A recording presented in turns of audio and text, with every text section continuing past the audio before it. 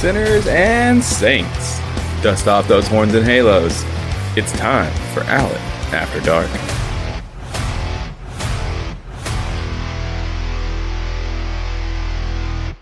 Sinners and saints, I must have done a lot of sinning this last couple of weeks because my allergies have absolutely kicked my ass. I have been pretty sick with them for the past week, and you may notice in my voice, the way it sounds, that I'm still, I guess you could say, congested, something like that. But how you all doing tonight? You feeling well? You feeling sexy? You feeling horny? I hope you are if you want to be. I am. And of course, I can point to one reason why. Well, other than the lack of sex or masturbation, but a full close encounter of the Mohawk mankind at the grocery store this morning has me just ripe and ready for picking, if you know what I mean. Yeehaw! Oh my God, that man. He's had his hair cut so that the Mohawk is more defined, and you can see the tattoo that runs along the side of his head, and it just was worth 3 or 4 circles around that aisle just to look at him and savor that eye candy. Damn, damn, damn, is he fucking hot. And I had the pleasure of the bread guy who was stacking his loaves on the shelves, and he is still as hot as ever. That man always wears shorts. I don't care if it's 85 degrees or if it's 12 degrees. He's wearing shorts, and I don't blame him. He's got the legs for wearing shorts. If I had those legs, I'd wear shorts too. But I'm willing to admit that I have Dorothy Zbornak legs. Well, I'm fairly certain. Did you ever notice that on the Golden Girls, how B. Arthur would never allow her legs to be shown? She always would wear like pantsuits. And there was that episode where she was playing tennis against one of her high school rivals. And even though she had on a tennis skirt, she was behind the net so you could not see her legs. So I have to think that my legs resemble what hers must have looked like. Varicose veins and blue highways going in all directions like lightning strikes or something. It's very possible. Or she could just have an image problem. You know, sort of like Barbara Streisand. It's the stuff of legend that she only wants to be filmed during interviews and photographs from her left side because apparently she thinks that's her best side. But damn, if you've got problems, you could always get plastic surgery, right? She's got enough money. But maybe you're like other celebrities. Maybe you're afraid that you would become addicted to plastic surgery. Speaking of plastic surgery, I am so excited because this weekend I'm seeing Madonna in concert, the Celebration Tour. I've seen her 3 or 4 times in the past, and she has some of the best shows I've ever seen in my life. And so I'm really excited about this one because friends who have already seen it say it's her best yet. So I'm excited, but I won't be wearing shorts there either. I've still got to figure out what I want to wear to the show. You know, that's a big deal. You're going to be seen by thousands of people, and it's the Queen of Pop. You can't just wear anything to the Queen of Pop's show, right? But anyway, I'm also looking forward to happy hour this evening. I can't believe I'm saying that because I'm still not exactly 100%, but you can't let allergies take over your whole life. Just pretend that the snot coming out of your nose is a splash of jizz or something, you know? What? Anything to deflect the perverts that are looking at you and trying to judge you. But people are going to judge you anyway, so let them have something to judge you about. If you've got jizz in your beard or mustache, maybe that's a bragging point. Maybe that's a badge of honor. It's definitely not a badge of shame, right? Although I've got to confess, one time, well, not one time, but this time, and the time in particular that I'm talking about, I did get a bit of a facial from a blowjob, and I did kind of cover my face until I got outside so I could clean my face up and nobody could see. I really didn't want people to see a whole splash guard full of jizz on one side of my face. What is this? Although there was this one time. Remember the story I told you about the guy that I called Yo when we would go out to that field to his camper? Well, that next morning I headed out and I was hungry, so I decided to stop at a Hardee's drive-through, and I was coming around and didn't think anything about it. I handed the cashier my money and she looks down at my arm and basically says, "Mm-hmm." I looked down at my arm and I'm like, oh shit. I had a whole stream of dried jizz on my arm that I did not notice before. But anyway, she should have been happy with that. She should have been happy for me that I actually got a little the night before. Maybe she was just jealous, you know? But my God, sinners and saints, my apologies. This episode went way off the tracks before we even got started, didn't it? So after all that, I guess we can get on with the show. Actually, what I was just talking about, I think is a good lead in to what I want to talk to you guys about. Why do we care about what people think about us? Why are we so concerned about being judged?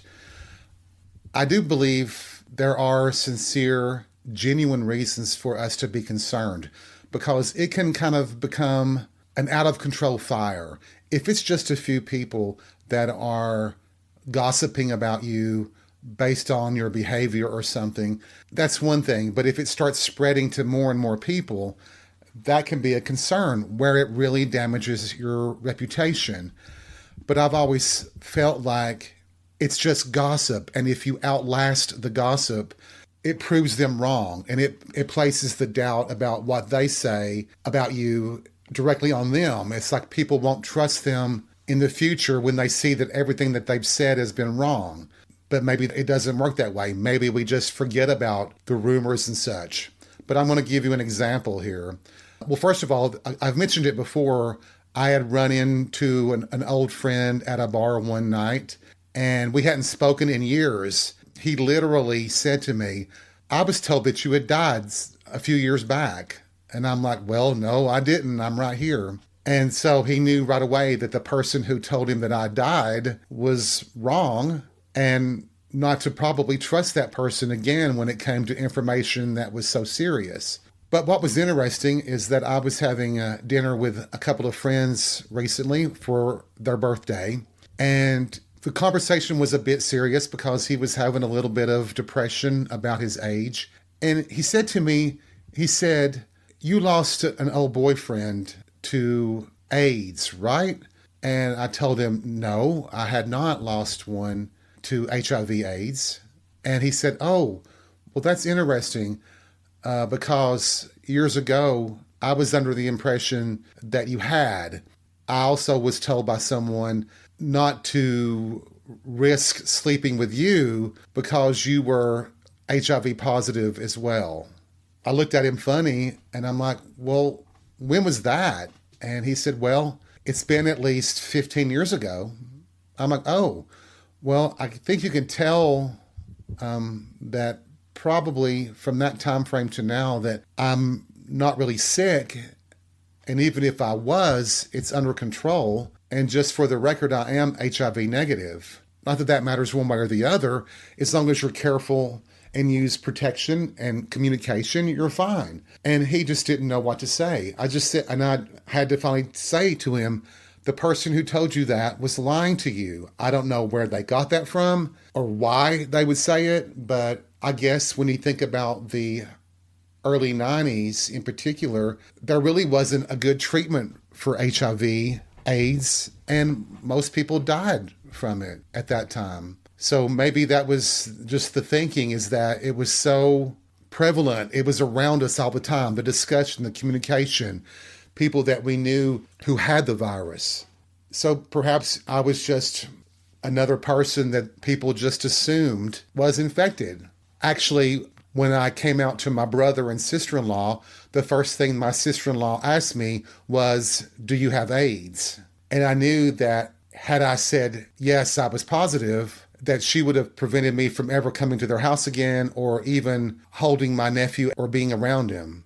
But that was the assumption at the time. If you go back to the 80s and the 90s, if you were a gay man, automatically people assumed that you were HIV positive.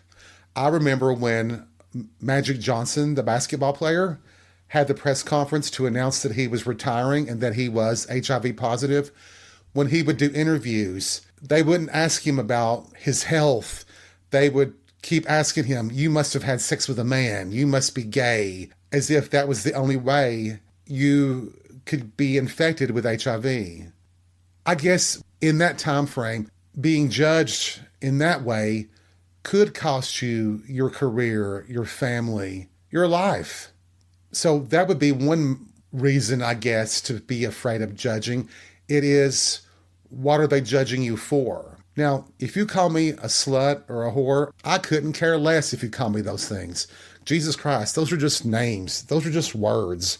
When you're thinking about people who judge you, when you are affected by that judgment, you're giving that person the power. And is that person worthy of having that power over you? Like I said, if that spreads to a larger group of people where it starts harming you with your job or your family or your loved ones, yeah, it could be an issue. I can go back to when I went, you remember that time I told you guys about when I worked at that factory in my hometown and I went to the mountains with Kim, but I had that huge crush on her brother. Well, we went with 2 other people, and when we got back, I mean, we just had a good time, but all over that factory, there were rumors that we had all spent the weekend. We were all naked in a hot tub together, getting drunk and crazy, and not a bit of that was true.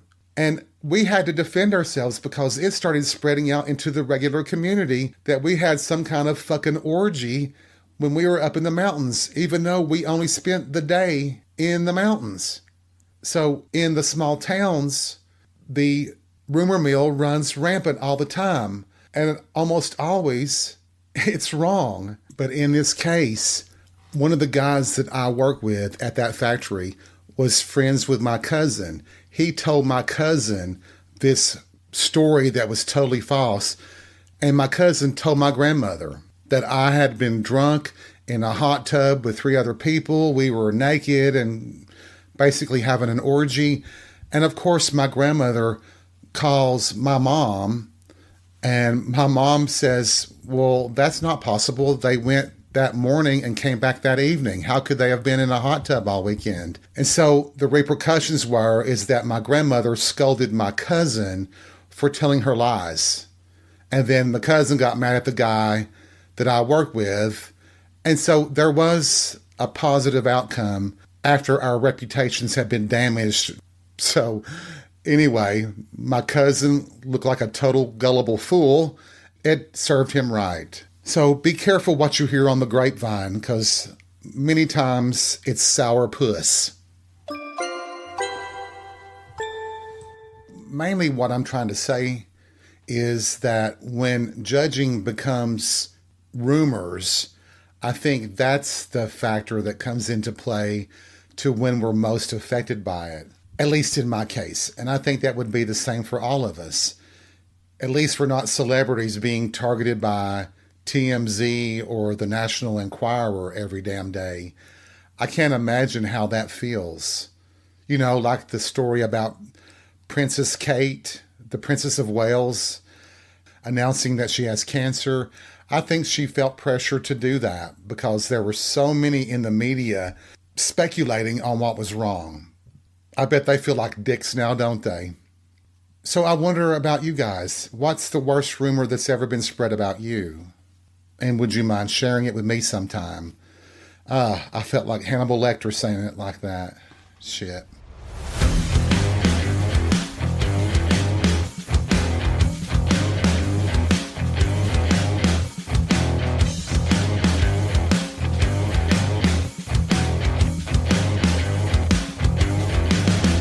On the flip side of rumors and judging, I still am baffled by the level of trust some people will give to what is basically a complete and total stranger. I keep hearing this thing about catfishing, and I was able to witness it myself online through a social media platform. Somebody I knew announced that they were in love and engaged. And everybody's like, well, that's great. And I'm like, well, that's wonderful. Good for you. And we find out that he has never met this person. They've only talked online through messaging and methods like that. And I'm like, so you've only talked online, but you know enough about this person online to announce that you are engaged to him. So anyway, we were witness to this whole drama where he went to the city where his fiancée lived. He took a bus, I guess Greyhound, to the city. It took basically everything that he had in his account to pay for the tickets and a hotel or whatever. And the person never showed up. What do you call it? Ghosted him. And so he was up there, and on social media, he told all of us that this person never showed up. So he didn't even seem to realize himself that he had been catfished. It took him 2.5 days to get back home because Greyhound had to take him halfway across the country just to get him back here. And we were witness to his anger and his sadness at being catfished. How do you let yourself fall in love with someone that you've never really met, that you don't even know the picture that you're seeing is really of him? Is it just that desperation to be in a relationship that you're willing to ignore every red flag, to ignore all the signs that could be pointing to trouble? I mean, this guy could have been a monster. He could have been lying in wait to kill you, to rob you, to torture you. You don't know. So why are we so willing to trust someone online before we've even met them? Now, I have no qualms with anybody. If you're talking to someone and there's chemistry, well, go and meet them. But I would have my doubts that you could actually be in love with someone that you've not spent time with. It just bewilders me that you could think that you're really in love with someone based on the image that they've presented to you on a social media platform. I would be embarrassed. I doubt that I would ever admit to being catfished, but I am grateful for them for laying it all out there in their posts so that we can see that someone really did get tricked. The shock came when the next day he was still talking to this person saying, I love you and I can't wait to see you. And people were screaming at the top of their lungs, are you stupid? You were catfished. And he said that he was going to get back at them, revenge. And I just wanted to scream and roll my eyes and bash my head against my desk because there is no revenge on that. That person didn't care in the first place. There's nothing you can do to get back at them because you're never going to see them. The picture that you thought was them wasn't them. You have no clue what their real name is, where they really live, or anything. And is it worth all that effort at revenge when they've already got you? Maybe you should just take the L and say, okay, I've learned my lesson and let's just move on. I hope I'm never catfished. God knows I've been suckered enough in real life. I guess that all the times I've been burned, that makes me even more cynical about online relationships and connections. What can I say? I just don't trust anybody. Give me the dick or give me the boot. Yeehaw!